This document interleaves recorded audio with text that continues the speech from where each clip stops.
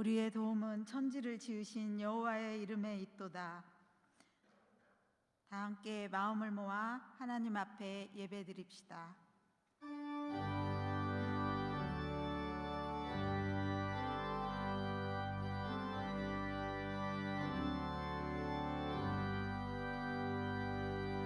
찬양 성부 성자 성령 성삼위일체께 영원 무궁하게 가시 영광을 돌리세.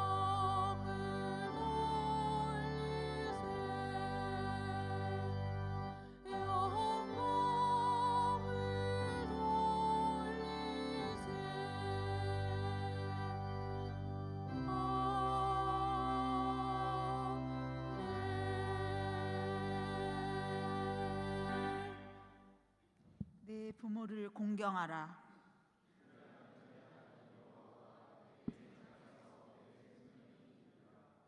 내 아들아, 내 아비의 훈계를 들으며 내 어미의 법을 떠나지 말라.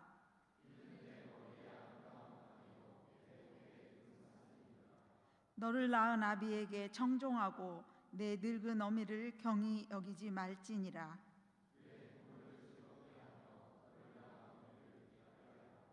자녀들아, 주 안에서 너희 부모에게 순종하라. 이것이 옳으니라. 네 아버지와 어머니를 공경하라. 이것은 약속이 있는 첫 계명이니 이로써 네가 잘되고 땅에서 장수하리라. 아멘. 사랑과 자비의 하나님, 하나님은 저희에게 거룩함의 사명을 주셨건만 거룩함보다는 추함이 많았고 서로 사랑하며 살라 하셨건만 사랑보다는 아픔을 주었으며 약속을 주시며 어버이를 공경하라 하셨건만 근심케 하고 섭섭하게 한 때가 더 많았습니다. 영혼 구원의 삶을 살라 하셨건만 전도의 노력이 적어 심히 부끄럽습니다. 이러한 저희들의 죄와 허물을 용서하여 주옵시고 정한 마음과 정직한 영으로 새롭게 하여 주옵소서.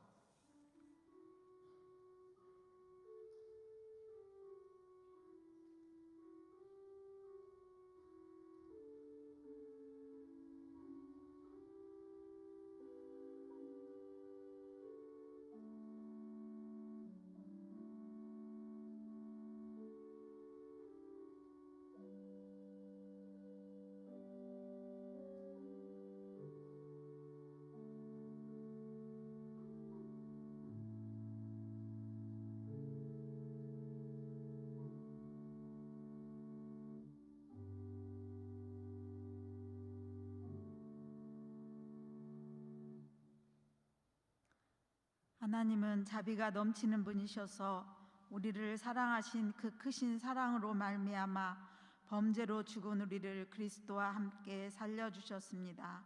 여러분은 은혜로 구원을 얻었습니다. 이 말씀에 의지하여 성부와 성자와 성령의 이름으로 여러분의 모든 죄가 사하여졌음을 엄숙히 선언합니다. 아멘.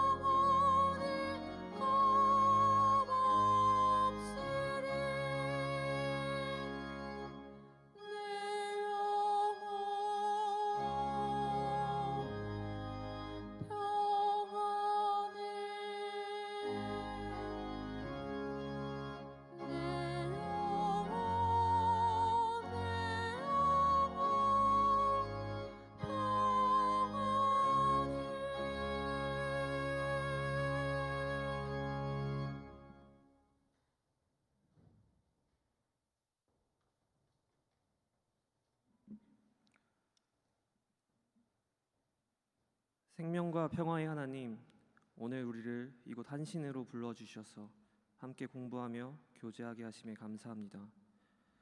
우리가 이곳에서 배운 것을 토대로 각자의 위치에서 각자의 상황에 맞게 사역하게 하옵시고, 위기 상황 속에서 서로 연대하며 함께 나아가는 한신 공동체 되게 하옵소서. 주님, 한 주간의 삶을 돌아보니 우리는 주님 말씀대로 살지 못했습니다. 내가 조금 더 편하게 살기 위해 고난받는 이웃과 함께하지 못했고, 불의한 현실을 보고도 외면했습니다. 우리의 게으름과 연약함을 용서하여 주시고, 이제는 우리가 고난받는 이웃과 함께하고 불의한 현실에 맞서 정의를 선포하는 예언자적 사명을 감당할 수 있게 우리에게 용기와 지혜를 더하여 주시옵소서. 주님, 부활절을 보내고 있는 우리는 지금 소멸의 위기 속에 살고 있습니다.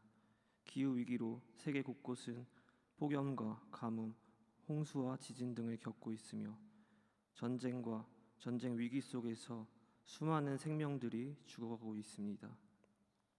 그러나 여전히 우리는 이런 전지구적 소멸 위기 속에서 공존과 상생보다는 각자의 이기심과 욕심을 쫓아 살아가고 있습니다. 우리의 어리석음을 용서하시고, 이제는 우리가 창조 질서 회복을 위해, 그리고 평화를 위해 이기심과 욕심을 버리고 공존과 상생에 힘쓰는 우리가 되게 하옵소서. 그리하여 주님께서 부활하셨듯이 이 땅도 다시 회복되어 생명력 넘치는 땅 되게 하옵소서. 오늘 말씀을 전해주실 양심 목사님과 함께 해주시고, 말씀의 능력을 주셔서 목사님께서 말씀을 선포하실 때 말씀을 듣는 우리가 은혜 받고 깨달아 들은 말씀을 가지고서 새롭게 변화되어 나아가는 우리가 되게 해 주시옵소서. 감사드리며 부활하시어 승리를 선포하신 예수님의 이름으로 기도드립니다. 아멘.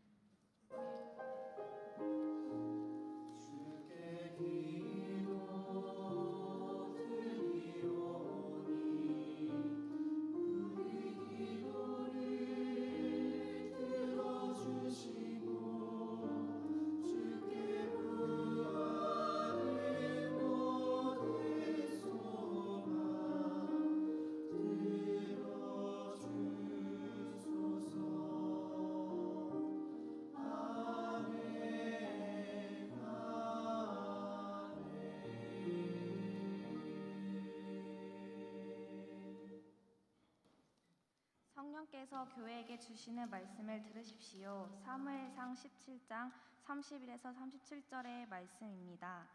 다윗이 한 말이 사람에게 알려지고 누군가가 그것을 사울에게 알렸다. 그러자 사울이 그를 데려오게 하였다.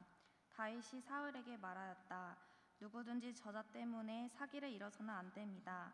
임금님의 종인 제가 나가서 저 블레셋 사람들과 싸우겠습니다. 그러나 사울은 다윗을 말렸다. 그만두어라. 내가 어떻게 저자와 싸운단 말이냐. 저자는 평생 군대에서 뼈가 굵은 자이지만 너는 아직 어린 소년이 아니냐. 그러나 다윗은 굽히지 않고 사울에게 말하였다. 임금님의 종인 저는 아버지의 양떼를 지켜왔습니다. 사자나 곰이 양떼에 달려들어 한 마리라도 물어가면 저는 곧바로 뒤쫓아가서 그놈을 쳐 죽이고 그 입에서 양을 꺼내어 살려내곤 하였습니다. 그 짐승이 저에게 덤벼들면 그 턱수염을 붙잡고 때려 죽였습니다. 제가 이렇게 사자도 죽이고 곰도 죽였으니 저 할례받지 않은 블레셋 사람도 그 꼴로 만들어 놓겠습니다. 살아계시는 하나님의 군대를 모욕한 자를 어찌 그대로 두겠습니까? 다윗은 말을 계속하였다. 사자의 발톱이나 곰의 발톱에서 저를 살려주신 주님께서 저 블레셋 사람의 손에서도 틀림없이 저를 살려주실 것입니다. 그제서야 사울이 다윗에게 허락하였다. 그렇다면 나가도 좋다. 주님께서 너와 함께 계시길 바란다. 주님이 주시는 말씀입니다.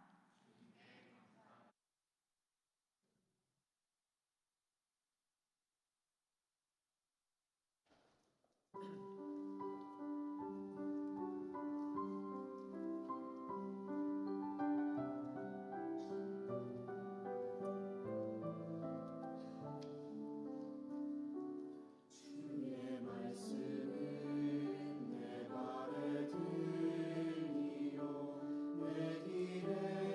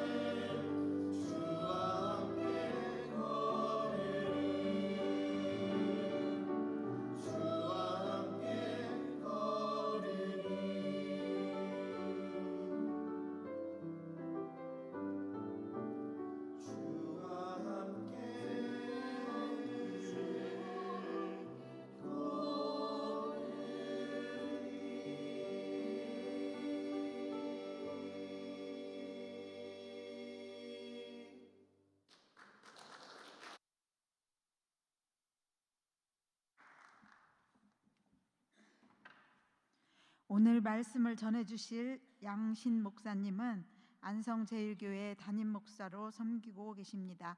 이제 목사님 나오셔서 하나님께서 기름 부으신 데는 이유가 있다라는 제목으로 말씀 선포해 주시겠습니다.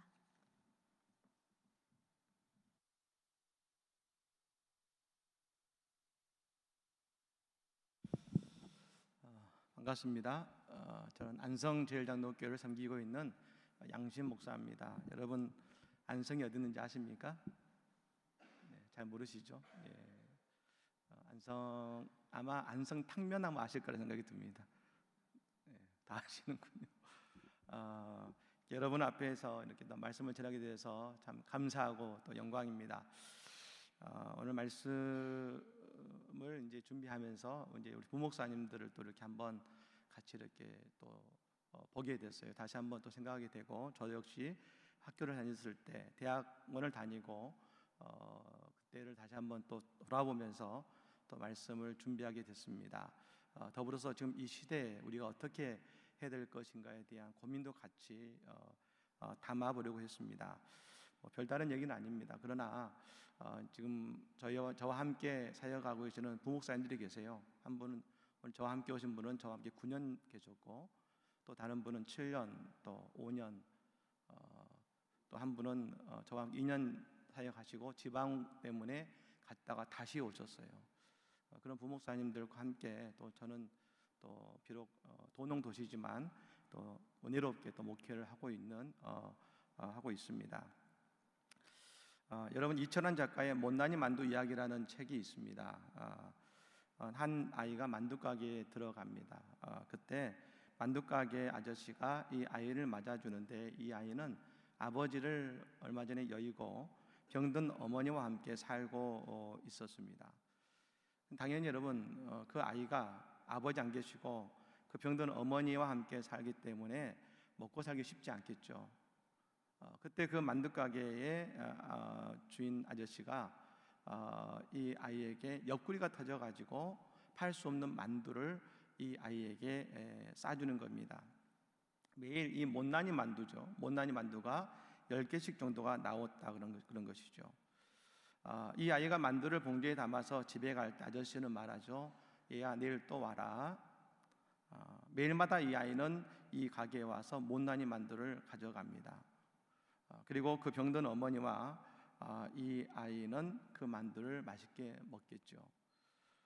이 아이가 가는 뒷모습을 보고 그 아저씨는 손을 흔들어 준 다음에 곧이어서 이 아이와 어머니를 위해 못난이 만두를, 옆구리가 터지는 못난이 만두를 만들기 시작합니다. 아내도 모르게, 아이도 모르게 매일매일 못난이 만두를 만들고 있는 것이죠. 만두를 받아가는 아이의 자존심도 상하지 않게, 그리고 그 아내의 마음도 상하지 않게 하기 위해서 매일마다 10개의 못난이 만두를 만들고 있는 것입니다. 저는 우리 그리스도인들에게 이런 사랑이 필요하지 않을까라는 생각을 해봅니다. 모두를 사랑하는 마음, 그러나 그들의 마음과 자존심을 지켜주는 마음, 저는 이 마음이 예수님의 마음이라는 생각이 들었습니다. 오늘 시간 예배하는 우리 모든 믿음의 교우들, 특별히 우리 MDB 학생들에게 하나님이 주시는 우리 모두 이런 못난이 만두를 만들 줄 아는 지혜와 사랑이 있기를 간절히 바랍니다. 여러분, 다윗과 골리앗의 이야기는 너무나 잘 아는 말씀입니다. 근데 여러분, 사실 여러분도 이 말씀을 가지고 설교를 많이 했겠지만, 이 말씀에서 대부분 우리가 읽는 말씀은 41절 이후의 말씀입니다. 그러니까 다윗과 골리앗이 싸우는 장면을 이야기하죠. 그리고 이 가장 극적이기도 합니다. 그런데 실제로 오늘 이 본문의 말씀은 잘 읽히지 않습니다. 그리고 의외로 잘 모릅니다. 근데 여러분, 저는 오늘 이 본문이 오늘 우리에게 참 중요하다는 생각을 갖습니다. 그것은 오늘 본문의 말씀이 있기 때문에 다윗은 저 골리앗 앞에 설 수가 있었다는 것이죠. 우리는 이 부분을 좀 잘 볼 필요가 있는데요. 다윗이 골리앗 앞에 섰습니다. 골리앗은 키가 한 3m 정도 된다 그랬습니다. 제가 참 감사한 것은 오늘 강대상에서 보니까 키 작은 저를 위해서도 잘 이렇게 편안하게 설교할 수 있는 단이 됐습니다만, 여러분 이 골리앗이 키가 3m입니다. 그리고 이 다윗은 15살 소년이죠. 아직 성인식을 안 한 소년입니다. 근데 여러분 이 엄청난 거인인데, 동시에 오늘 사울왕이 뭐라고 말하냐면 다 골리앗은 용사라겠습니다. 이 다음에 나오는 41절에 보면 어떤 말씀이 나오냐면, 골리앗이 다윗을 보고 다가가는데 그냥 다가가지 않습니다. 그 앞에 방패를 세운 그 사람이 골리앗 앞에 다가가고 서 있고, 그 옆에는 칼과 창과 단창을 든 사람이 같이 골리앗을 호위해서 나아갑니다. 골리앗은 앞에 있는 다윗이 어린애라고 여러분 쉽게 생각하는 사람이 아니라 철저한 사람이었습니다. 그런 골리앗 앞에 다윗이 선다는 것은 현실적으로 본다면 전혀 이길 가능성이 없는 이야기지요. 그런데도 다윗은 그 앞으로 나아갔습니다. 저는 한번 생각해 보았습니다. 왜 다윗은 골리앗 앞으로 나아갔을까? 저는 그 이유를 이렇게 생각합니다. 하나님께서 사무엘을 통해 다윗에게 기름을 부으셨기 때문이라고 생각합니다. 며칠 전에 여러분 찰스 3세가 대관식 한 것을 보았을 겁니다. 영국에서 70년 만에 왕의 대관식이 있었습니다만, 그 이 성공의 대주교가 에드워드 왕관을 이 찰스 3세 머리에 씌워주고 나와서 뭐라고 외치면서 끝나냐면 God save the king, 신이시여 우리 왕을 지켜주시옵소서라고 외침으로 그 모든 대관식이 끝났죠. 그런 대관식은 아니지만 오늘 사무엘이 다윗의 머리에 기름을 부은 것입니다. 근데 여러분, 그때 블레셋과 이스라엘이 전쟁을 합니다. 모두 다 두려워서 숨어 있습니다. 나오지 않습니다. 근데 다윗이 홀로 골리앗 앞에 나아갑니다. 여러분, 이것은 그의 선택이라기보다 하나님의 인도하심이라고 할 수 있는 것입니다. 왜요? 하나님이 그의 머리에 기름을 부으셨으니까요. 저는 오늘 이 시간 예배드리는 우리 모든 신대원생들에게 그리고 모든 신학생들은 이와 같다고 생각됩니다. 여러분은 오늘 이 자리에 여러분이 있는 것은 여러분의 선택이 아니라 하나님께서 여러분의 머리에 기름을 부으셨기 때문에 이 자리에 있다는 것을 알아야 됩니다. 다윗은 스스로 선택하지 않았습니다. 어느 날 사무엘이 와서 그 다윗을 선택하고, 그리고 하나님이 다윗을 선택하셔서 그 머리에 기름을 부은 겁니다. 바울이 스스로 예수를 선택한 것이 아닙니다. 하나님께서 바울을 이미 선택하셨습니다. 그리고 예수 그리스도가 그를 찾아오신 것입니다. 오늘 우리도 마찬가지입니다. 우리는 하나님께서 우리를 선택하셨고, 오늘 이 자리에 있게 된 것은 우리의 머리에 기름을 부으셨다는 것을 알아야 되는 것입니다. 근데 여러분, 제가 오늘 본문을 선택한 이유는 바로 이것입니다. 지금 오늘 우리가 다윗이 오늘 우리가 맞닥뜨려야 되는 대적이 있습니다. 그것은 뭐냐면 이 시대에 골리앗이 있습니다. 한국교회가 지금 이 골리앗과 싸워야 하지만 아마 여기 계신 많은 분들은 아직 나와 별 상관이 없어, 아직 나하고는 상관이 없다고 여기실 수 있습니다. 그런데 여러분, 그렇지 않습니다. 우리는 모두 다 각자 이 시대의 골리앗과 지금 맞서 싸워야 됩니다. 기장이라고 하는 우리 교단의 모습도, 신학을 공부하는 우리의 모습도 마찬가지입니다. 예전에는 우리 교단이 한국교회를 비판했습니다. 한국교회의 잘못된 점을 늘 이야기하는 것이 우리 기장이었습니다. 그것이 우리의 정체성이기도 했습니다. 그런데 여러분, 지금은 사회가 우리보다 더 신랄하게 교회를 비판하고 있습니다. 책망하고 있습니다.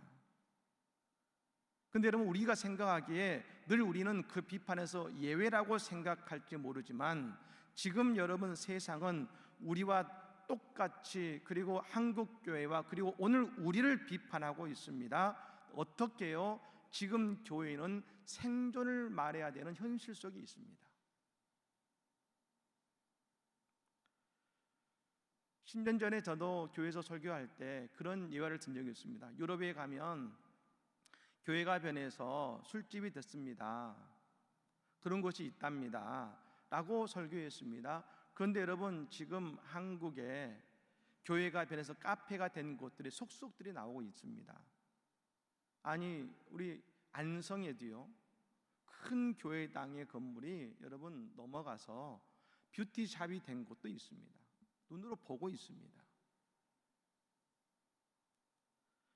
생각할 때 여러분, 뭐 상가 건물에는 교회만 어려웠다, 그것이 아닙니다. 기존에는 교회들이 여러분 많은 어려움과 아니 생존을 위해 다투고 있습니다. 여러분, 그 교회에서 그 뷰티샵으로 변한 그 교회에 다니시던 분이 저에게 오셔서 나오시는데요, 이제 더 이상 우리 모두에게도 똑같은 이야기가 된 것입니다. 우리는 지금 한국교회 위기라고 하는 시대의 권력 앞에 서 있습니다. 하지만 우리 하나님께서는 우리의 머리에 기름을 부으셨으니 우리가 그 골리앗 앞에 서야 되는 것입니다. 근데 여러분, 오늘 본문에 보면 사울이 다윗을 골리앗 앞으로 나가게 만듭니다. 아마 이를 본 모든 이스라엘 병사들은 사울 왕이 미쳤다고 말했을 것입니다. 여러분, 이건 정상이 아닌 것이죠. 다윗이 골리앗 앞에 나간 것은 이해할 수 없는 모습입니다. 그럼 여러분, 사울이 왜 다윗을 나가게 만들었을까? 이게 중요하지 않겠습니까? 저는 여러분 이렇게 말씀드리고 싶습니다. 사울이 다윗을 골리앗 앞에 나가게 한 이유는 그것은 바로 다윗의 간증 때문입니다. 오늘 본문 33절의 말씀에 이런 말씀이 나옵니다. 저는 개정개혁판으로 읽어드립니다.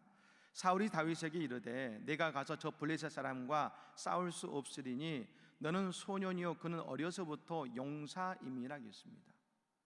여러분, 사울이 미쳐서 무모한 사람이 아닙니다. 그는 분명히 얘기했습니다. 분명한 현실 인식이 있었습니다. 너는 소년이다. 그런데 저 골리앗은 어려서부터 용사였다는 것입니다. 합리적인 생각을 가진 사람, 왕이었습니다.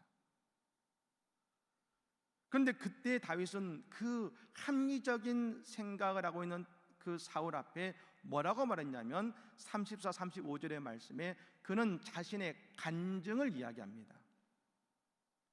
다윗이 사울에게 말하되 주의 종이 아버지의 양을 지킬 때에 사자나 곰이 와서 양떼에서 새끼를 물어가면 내가 따라가서 그것을 치고 그 입에서 새끼를 건져내었고 그것이 일어나 나를 해하고자 하면 내가 그 수염을 잡고 그것을 쳐 죽였나이다 라고 이야기했습니다.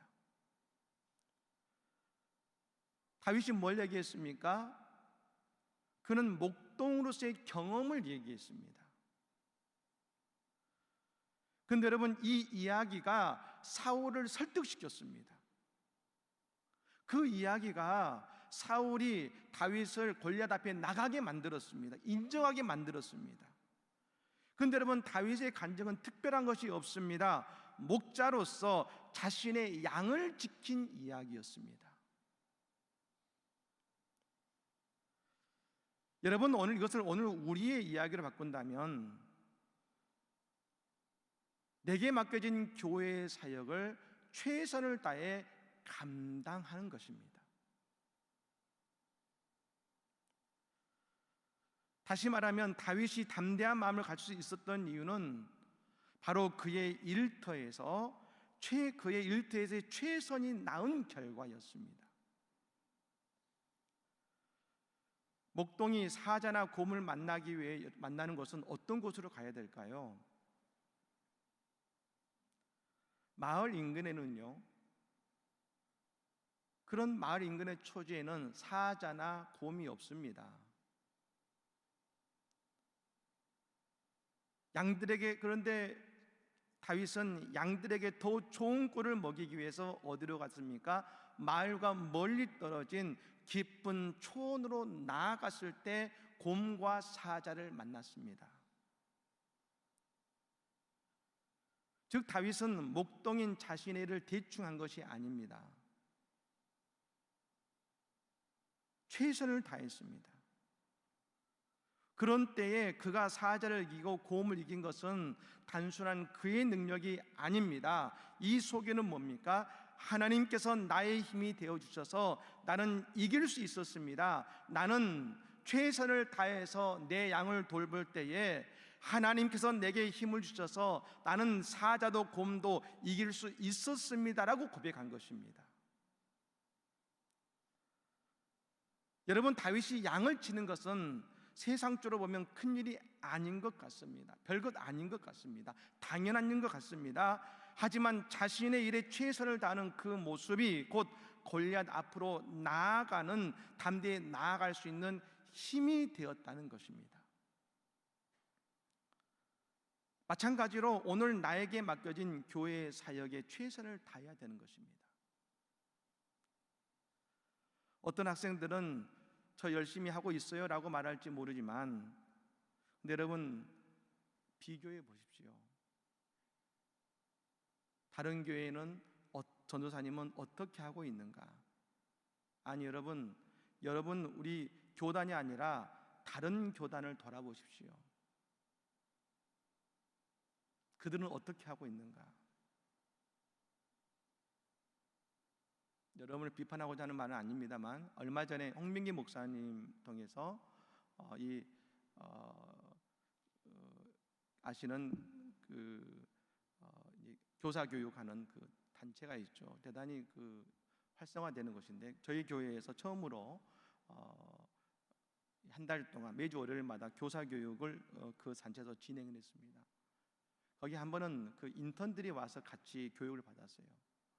그 인턴들이 누구냐면 다 각 신학교에 온 전도사님들이었어요. 근데 홍민기 목사님이 저한테 그런 말씀을 하셨습니다. 목사님, 왜 기장은 한 명도 안 옵니까? 라고 저한테 얘기를 했어요. 모든 신학교에서 다 오시는데 왜 기장에서는 한 분도 안 오실까요? 라고 저한테 한 얘기를 듣고 안타까웠어요. 물론 그곳이 꼭 가야 되는 것은 아닙니다.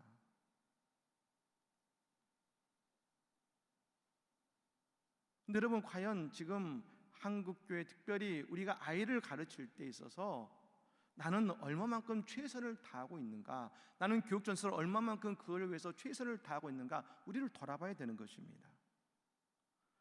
어떤 학생은 말할지 모릅니다. 나중에 목사가 되고 일할 때 열심히 하면 되지요. 저는 분명히 말씀드릴 수 있는 것은, 그렇게 생각하는 분은 절대로 나중에 골리앗 앞에 설 수 없습니다.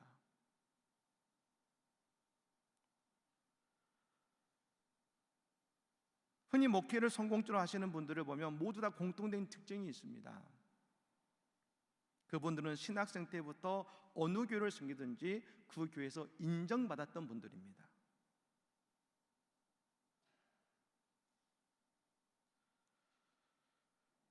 그 섬기시던 교회 담임 목사님뿐 아니라 성도님들이 그분들을 인정해 줍니다. 여러분이 교육부서를 맡고 하는 일을 성도들이 모를 것 같습니까? 다 압니다. 근데 여러분, 중요한 것은 무엇보다도 우리가 서 있는 그 자리는 하나님이 내게 맡겨준 일인 것입니다.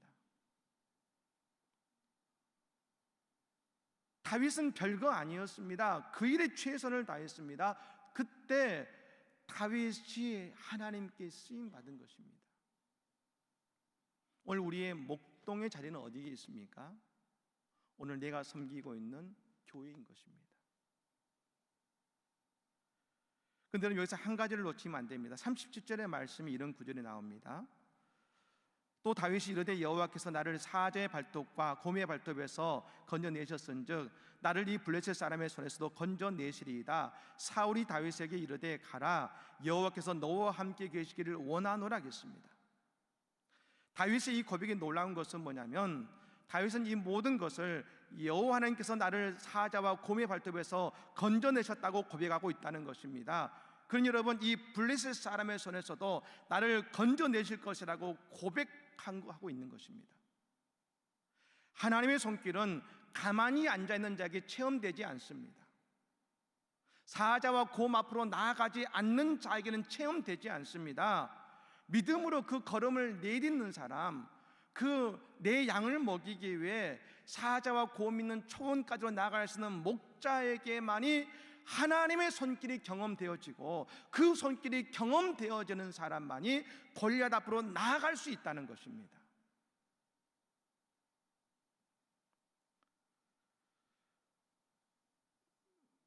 저도 제 교육전도사 시절을 한번 생각해 봤습니다.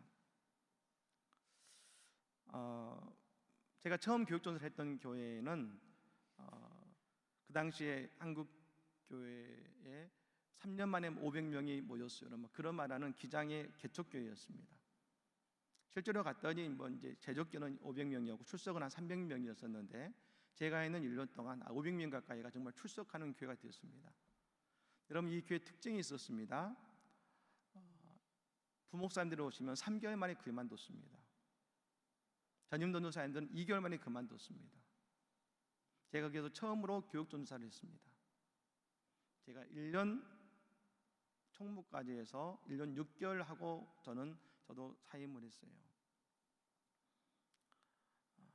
근데 여러분, 그 교회는 모든 예배 때마다 어떻게 했냐면 통성기도를 했어요. 대예배 빼고는 모든 예배 다 통성기도를 했습니다. 근데 계시던 부목사님이 통성기도를 하다가 너무 힘들게 하는 거예요. 그분이 통성기도를 못하게 되셔서 그 다음에 교육전사인 제가 했습니다. 여러분, 그걸 뭘 의미하냐면 저는 모든 예배를 다 참석해요. 여러분, 제가 잘했다는 게 아니라 제 이야기를 듣는 겁니다. 근데 그 교회 사역을 하면 할수록 여러분의 마음속에 모래가 사막이 된 걸 느껴본 적 있으십니까? 사역을 하는데, 그 교회에서 사역을 하는데 생각해 보십시오. 어느 정도까지였냐면 그 교회는 부목사님들이 예배 시간 나와서 무릎 꿇고 손 들고 있는 경우도 있었어요. 안 믿기시죠? 근데 그런 경우가 있었어요.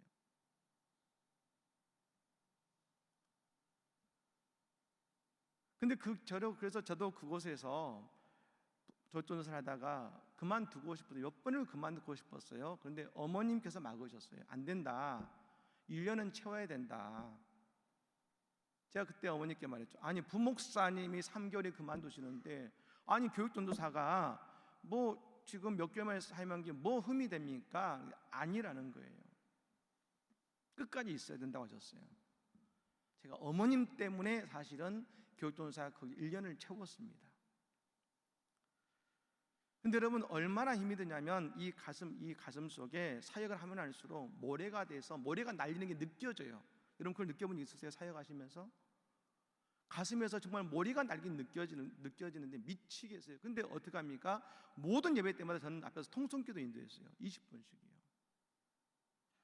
여러분, 그때 통성기도 인도해 본 적 있으세요? 감당이 안 됩니다. 너무 힘들었어요. 그 나중에 여러분, 도저히 기도가 안 나오니까 방법을 찾았습니다. 목사님이 설교하시면 설교를 요약했어요. 그리고 나서 기도 인도하면 그걸 그걸 읽었어요. 앞에서요. 기도가 안 나오니까요. 몸부림을 쳤어요. 기도하고 있으면 마이크를 갖다 확 빼입니다. 확 올려요. 이걸 몇 번을 하세요.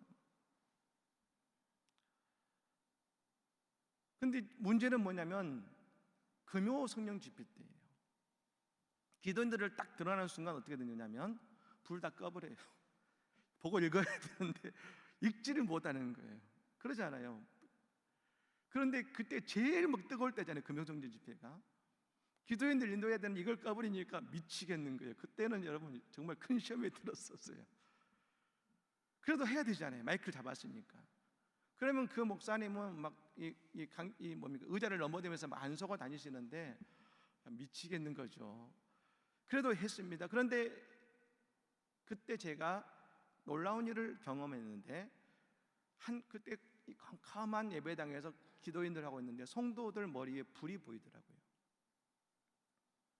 그러더니 그 불이 제 아랫배로 막 들어오더니 제가 주여를 크게 외치면서 쏟아부었는데, 그때 성도들의 머리에 이전에 봤던 2배 이상의 큰 불을 봤어요. 성령의 체험이죠. 근데 여러분, 이걸 알아야 됩니다. 제가 은혜 충만하고 신령하고 마음속에 뭐 넘쳐날 때 여러분 불을 본 것이 아니라 내 마음에 사막이고 내가 이걸 빨리 때려쳐야지라고 하면서도 그 자리를 끝까지 지켰을 때 하나님이 은혜를 주셨다는 거예요. 그때 저는 그 은혜를 경험하면서 깨달았어요. 중요한 건 내가 얼마만큼 잘하느냐가 아니라 오늘 내가 하는 자리에서 최선을, 내게 맡겨진 자리 최선을 다하는 것이구나. 저는 그 이후로 분명하게 고백되어지는 것이 있습니다. 나의 사역에 기도가 중요하다. 하나님의 도우심은 그 상황 속에서 믿음의 최선을 다하는 사람에게 체험되어지는 것입니다. 사자와 곰과 싸울 곳으로 양을 데리고 나가서 양들에게 좋은 것을 먹이고자 최선을 다하는 사람들에게 이런 기적과 같은 일이 경험되어지는 것입니다. 그럼 어떻게 됩니까? 골리앗 앞에 나갈 수 있는 것입니다. 바빌론에서 그리스도인으로 살기라는 책이 있습니다. 이 책의 저자인 레리 오스본이라는 사람이 이 책을 시작하면서 아주 중요한 안목을 우리에게 제시해 줍니다. 이건 다니엘의 이야기를 해주고 있는데요. 다니엘이 세상을 보는 안목에 대한 이야기입니다. 여러분, 다니엘은 우리가 아는 것처럼 바벨론의 포로로 끌려간 사람입니다. 성전의 성물이 이방의 신들의 보물 창고에 옮겨지고 사람들이 포로로 끌려간 것을 보았습니다. 그도 포로로 끌려갔습니다. 그때 모든 사람들이 뭐라고 외쳤냐면 하나님은 어디 계십니까? 하나님의 능력은 도대체 어디 갔습니까? 라고 사람들을 외쳤습니다. 울부짖었습니다. 그런데 여러분, 그때 다니엘은 다른 시각을 가지고 있었습니다. 바벨론에게 승리를 주신 분은 하나님이시다.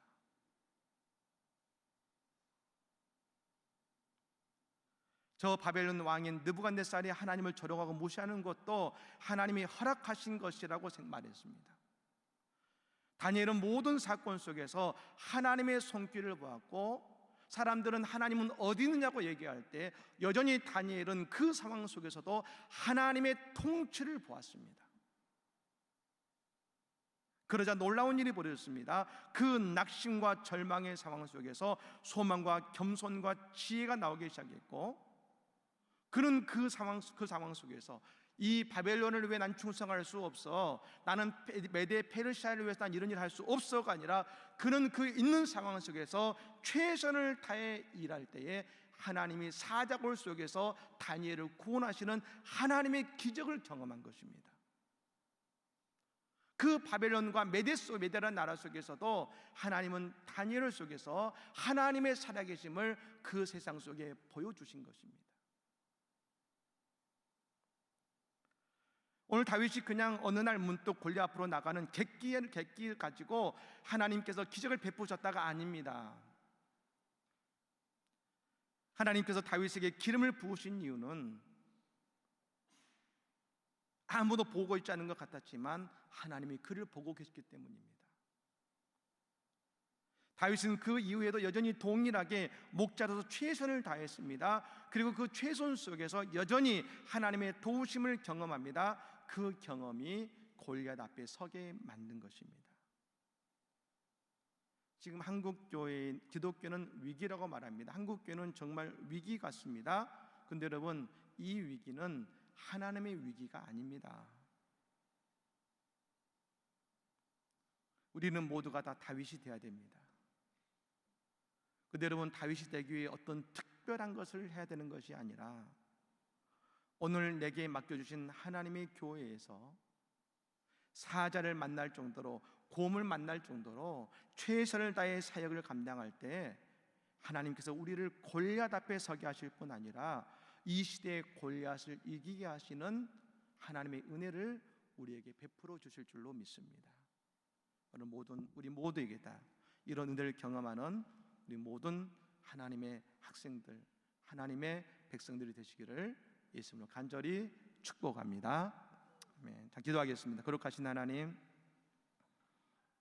다윗은 어느 날 갑자기 튀어나와서 또 사울이 우매해서 다윗이 골리앗 앞에 선 것이 아니었습니다. 다윗에게는 분명한 간증이 있었습니다. 나는 사자와 곰을 하나님의 능력으로 이겼던 나의 경험이 있습니다.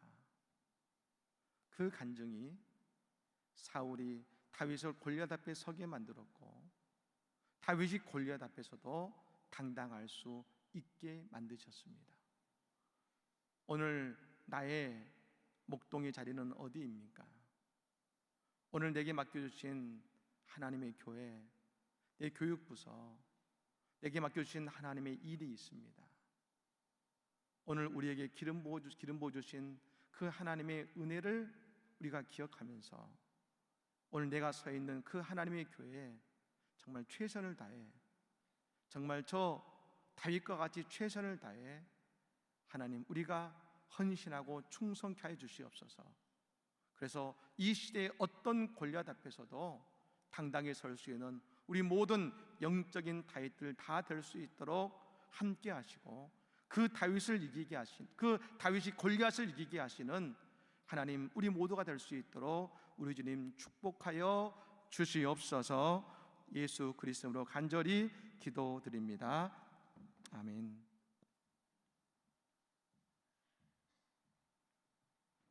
알리는 말씀입니다.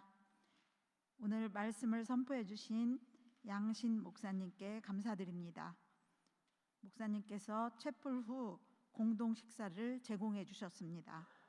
내일 채플은 임마누엘 예배로 드립니다. 5월 1일부터 5월 12일까지 2023학년도 후기 대학원 접수 기간입니다. 관심 있는 사람들, 여러분들 안내하여서 꼭 이 기간에 접수할 수 있도록 이끌어 주시기 바랍니다. 목요 강좌 안내 참고하시기 바랍니다. 그리고 2023년 1학기 영성 수련 안내입니다. 6월 21일에서 23일 1차, 6월 27일에서 29일 2차 2박 3일 동안 진행되는데, 이번에는 우리 오산 생활관에서 진행하게 되었습니다. 여러분들 참고하시고요. 대상은 1, 2차 수강 신청자이고요. 2, 3학번은 해당이 없습니다. 그리고 추가 신청은 교역 지도실에 문의해 주시기 바랍니다. 다 함께 일어나셔서 평화의 인사 나누겠습니다. 주님의 평화를 빕니다.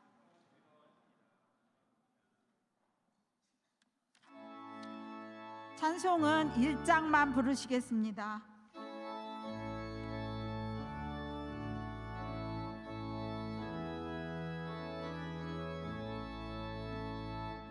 나의 죄를 정케 하사 주의 입은 섬기신 구세주의 넓은 사랑 항상 찬송합니다. 나를 일꾼 섬기신 주 크신 능력 주시고 언제든지 주 뜻대로 사용하여 주소서. 아멘.